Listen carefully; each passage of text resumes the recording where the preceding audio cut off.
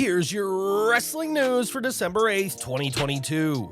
And we're kicking off with AEW, and for the past couple of weeks, there has been plenty of talk about William Regal and his time with the company coming to an end.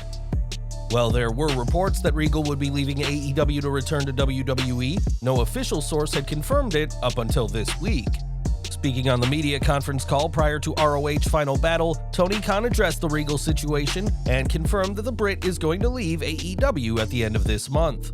Regal's reasoning was simple: he wants to spend more time with his son, NXT's Charlie Dempsey, and this family bond is something that Khan said he empathizes with. The AEW president explained that it was around this time that Regal spoke about leaving that Khan's mother suffered 2 strokes and would later have to undergo surgery to have a spot on her heart removed. Not wanting to be responsible for a parent and their son being apart, Khan granted the request and added that his mother's surgery had been a success and she is recovering well.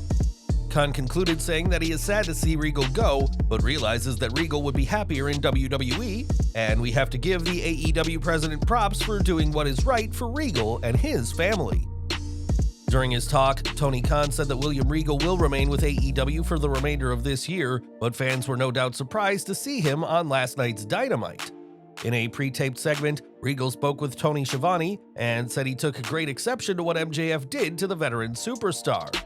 Speaking about the Blackpool Combat Club, Regal said he realizes the group doesn't need him, but wanted to show them him.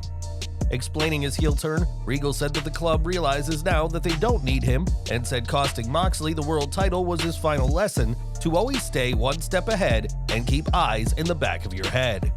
Regal, speaking as a face, said that he is Blackpool Combat Club until the day he dies, and borrowing a line from fellow Brit Vinnie Jones, told the BCC that it's been emotional. It may have been strange for Regal to seemingly turn face mere weeks after turning heel, but it was a fitting send-off for one of the all-time greats, and Regal can now focus on his return to WWE. While Regal isn't with WWE yet, it's practically guaranteed that he will be back with the company soon, as Triple H was reportedly very unhappy to see him be released this past January. For years, Regal was a WWE superstar and later became the general manager of NXT, but don't expect him to resume either role once he returns. Speaking to the press, Tony Khan explained that he believes the agreement between himself and Regal will allow him to coach, but he will not be able to appear as an on-air talent next year. This will likely be something WWE will try and overcome, especially as there has been plans for Regal to manage his son during the second half of 2023, something that he obviously can't do if they're not on screen together. Speaking about Triple H's tweet prior to Survivor Series War Games, which showed Regal announcing the iconic match type, Khan said that he was surprised, but that he wasn't angry when he saw it. It was Triple H's tweet that fueled speculation of Regal's departure, which turned out to be true, and we'll have to see what role exactly the game has for his longtime friend when he returns. For over 3 months, CM Punk has been missing from AEW TV, and it is believed that the 2-time former AEW World Champion is done with the company. Top talent in the promotion have reportedly refused to work with him if he is brought back, and there's been speculation that Punk's next move may be a return to WWE. Triple H has previously stated that he'd be willing to talk with Punk, and now the Chicago-made wrestler has teased to return in his own way. On Instagram, Punk shared a photo of himself during his WWE days, and interestingly, Festus, aka Luke Gallows, can be seen on the Titantron. Gallows only recently returned to WWE himself, and some are taking this as a sign that Punk is also open to returning to the promotion he walked out on in 2014. Like AEW, some in WWE have said that it would be a bad idea to bring Punk back, believing he'd only cause problems similar to All Out. And do you want to see Punk back in WWE? Let us know in the comments below. More from AEW now, as the company is set to welcome yet another ex-WWE superstar. Now, this is a spoiler for tomorrow's AEW Rampage, so if you want to go into the show blind, we recommend skipping the next 30 seconds. During the tapings for Rampage, former NXT and NXT UK Tag Team Champion Trent Seven made his AEW debut as Kip Sabian's pick to challenge All-Atlantic Champion Orange Cassidy. Unfortunately for Seven, he didn't win the title, but merely being on the show could be a sign of things to come. After signing with WWE in 2016, Seven remained with the promotion until the end of NXT UK, when he was released in August of this year. But the former Mustache Mountain member could soon be All Elite. For decades, the NOIE family has been part of professional wrestling, with The Rock, Yokozuna, and Rikishi all being members.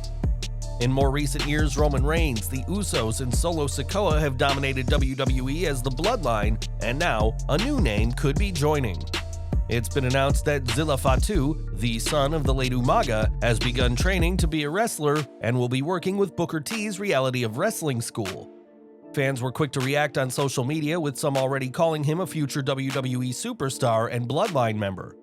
Others commented that list of family members in wrestling seems to never end, with one person joking that soon enough, a third of the men's Royal Rumble match will just be NOIE members. It isn't just the fans who are excited, as on social media, the Usos tweeted that he's up next, already considering Zilla a future member of the Bloodline. Zilla hasn't had an easy life and was recently released from prison after serving a 6-year sentence, but he's now focused on turning his life around and establishing his name in the world of pro wrestling. Last month, Ronda Rousey defended her SmackDown Women's Championship against Shotzi, but this match is being remembered for one unfortunate reason. When Shotzi attempted a DDT on the apron, Rousey seemingly blocked the move, which led to both women crumpling to the floor in an awkward botch. Fans were quick to ridicule Rousey, with a hashtag calling for her to be fired later trending, but during a gaming stream, the champ explained what really happened. "I actually pitched that spot because I love that Shotzi, does that, but we couldn't practice it in my ring because the ropes were too loose, and then we couldn't practice it when we got to the arena because there were these big cages. I was told, okay, you gotta have your hand here on her leg, another hand on her hip, and you're gonna guide her over. And everyone was so focused on gotta guide her over, guide her to the floor. That was literally all that was on my mind when it happened. And so when I was like, guide her, and when she was down, I was like, oh, just go to where you're supposed to go. So yeah, I it up because I was so concerned with keeping somebody safe." Rousey called out fans for a double standard, saying people are calling on her to be fired, but remained silent when Drew McIntyre and Ridge Holland dropped Madcap Moss and Big E on their heads earlier this year. In Big E's case, he hasn't wrestled since suffering a broken neck, so while Rousey's actions at Survivor Series may have been awkward, it's hardly the fireable offense some fans are treating it as. When Asuka debuted in WWE, the Japanese superstar racked up a record amount of wins and spent the first 2.5 years of her career undefeated. Nowadays, though, fans can often see the immensely talented superstar on the losing end of things, and it may have proven to be too much for Asuka. After suffering a loss in a triple threat match with Bayley and Alexa Bliss on Raw, Asuka took to Twitter to share a photo of her pre-WWE days as Kana.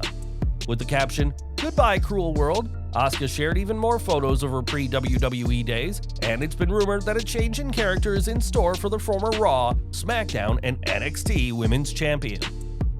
Prior to coming to WWE, Kana often played one of the most vicious heels in Japanese women's wrestling, and fans could soon see this darker side shine in a WWE ring. Back to AEW now, as Saraya had a successful in-ring return at Full Gear, defeating Britt Baker after a near 5-year absence from wrestling. Now Saraya's next match has been confirmed, and she won't be going into this bout alone. During AEW Dynamite, it was confirmed that Baker and AEW Women's World Champion Jamie Hayter will face Saraya and a partner of her choosing, and that this match will be on the January 11th Dynamite. Whether Saraya's partner is someone in AEW already, or a new name ready to make their debut, that remains to be seen, but fans will soon get another chance of watching the former Divas Champion in action. And we're ending with someone fans haven't seen in action in a very long time, Miro, who last competed back at AEW All Out in September.